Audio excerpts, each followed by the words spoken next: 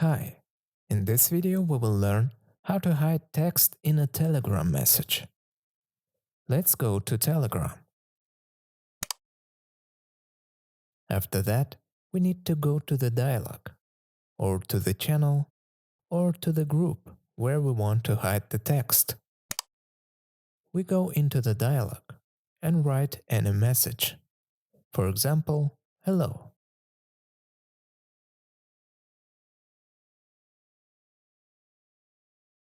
Next, select the message. Click on the three dots on the right and click on the spoiler button. After that, our message will be hidden by such a moving dots. We send this message, and the person will not be able to see what is written there until he clicks on it. When you click on a message, its content will be shown. If we exit the dialog, the content of the message will be hidden again. We go again, click on it, and the message opens.